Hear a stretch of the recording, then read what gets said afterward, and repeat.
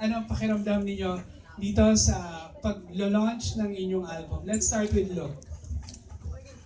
Same pa rin, like nung nag-start ako, yung hashtag superblessed. Kasi until now, we're still overwhelmed dun po sa lahat ng na-experience namin and sa buong road trip namin yun. So, hashtag superblessed po.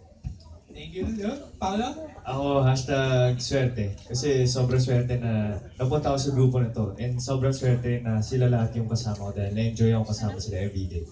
Siyempre si Paolo, fresh from the success of just the three of us. Congratulations, blockbuster. Jinsan? Ako po hashtag thank you Lord po. Kasi sobrang nagpapasalamat ako dahil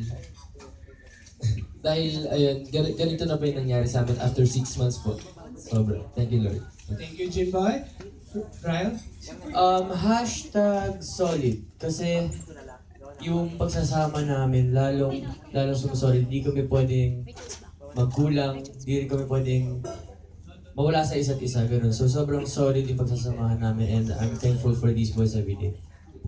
Ako naman, hashtag amazing kasi talagang sobrang nakaka-amaze yung mga nangyayari sa hashtags kaya talagang sobrang saya. Sobrang saya ko, syempre, sobrang saya din ng grupo, kaya yun.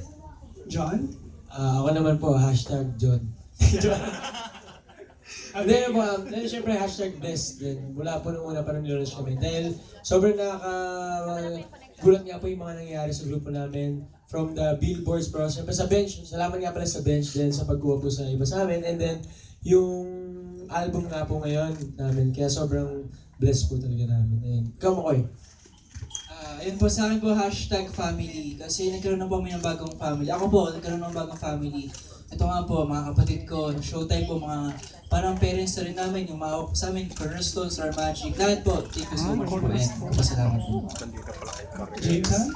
Well, para sa akin, yung hashtag ko would be hashtag stepping stone. Because yung album namin, it's just like a stepping stone. First, we performed in Showtime, tapos yung mga shows namin and out of town racket, mga ganun. So, this is just like a stepping stone for me and the sky is the limit. Tom?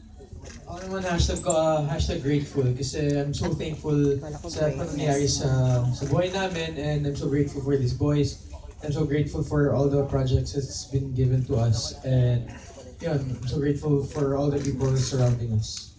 And Nico, na katatapos lang ng premiere night the other day para sa Pare, Mahal Mo Raw Ako. Yun po, ang June 8 po, Pare, Mahal Mo Raw Ako, directed by Joventan. Sa akin siguro po yung hashtag wow. Kasi napapawaw na lang po ako sa mga na-experience ko po. Lahat to kasi hindi ko po inakala na papasukin ko po yung mundo ng showbiz po. Kaya sobrang napapawaw po sa mga nangyayari. Yun, Tanungin naman natin ang album producer, isa sa album producer na si Sir Kiko Salazar. Sir Kiko, kamusta ang experience